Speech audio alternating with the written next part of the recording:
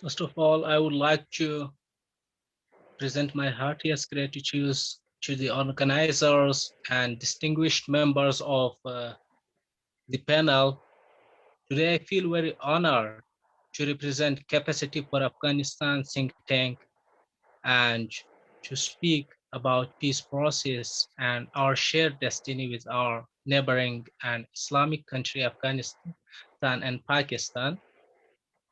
I would like to mention some points on different parts of the piece, and unlike other members, I have a little different perspective from withdrawal of NATO and US forces. I see these things and their withdrawal as an opportunity for our people. If US troops withdraw, if NATO forces withdraw their armed forces, it can provide a wide chance to all Afghans for integration. We have traditions of jargas and dispute resolutions. Throughout the history, we have solved many disputes by our traditional means.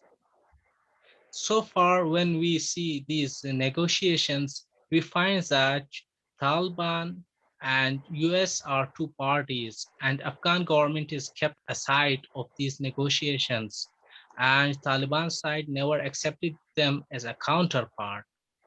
But when they withdraw, it will provide a chance for both of them to accept each other, to work with each other.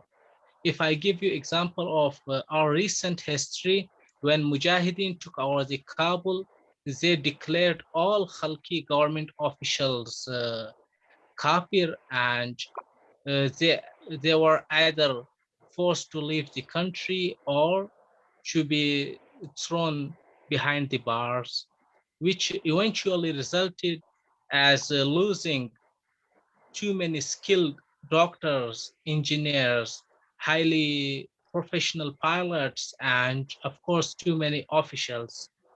With these withdrawals, Afghans should look for an integrated, united, and a converging system that can justify needs of the whole nation, a system of governance that every Afghan sees as their representative, a system that can guarantee relations with our friends, with our neighboring nations, and with those who help us in our bad times.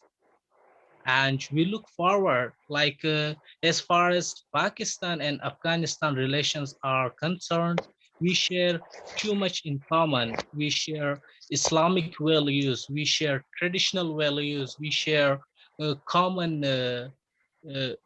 ethnicity values that bind us together forever. Like how much we try, we can't deny these facts that we are two strongest neighbor nations who will stand for each other in every time. Yeah, tough times occurred from both sides. Some mistakes happened, but it doesn't mean that it can uh, divide our people or that it can destroy our future relations. Very good. Secondly, I will come to Ms. Fauzia Kofi's one remark that she mentioned. There Mhm. are 20 or 23 military groups in Afghanistan who operate.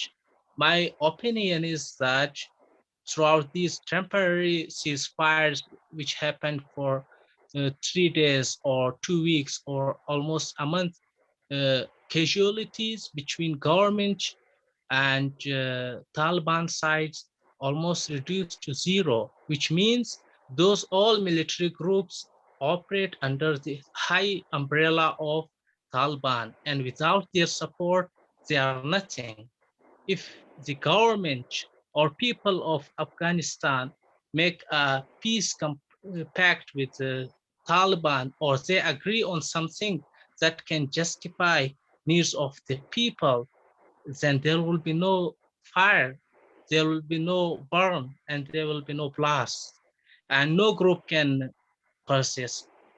Secondly, Dr. Shabbir lifted a point on China's concerns on their boundaries with Afghanistan. Yeah, China has serious concerns on their boundaries with Afghanistan because of Daesh, and they are worried about existence of USA in Afghanistan and in the region that they have mentioned on many international platforms.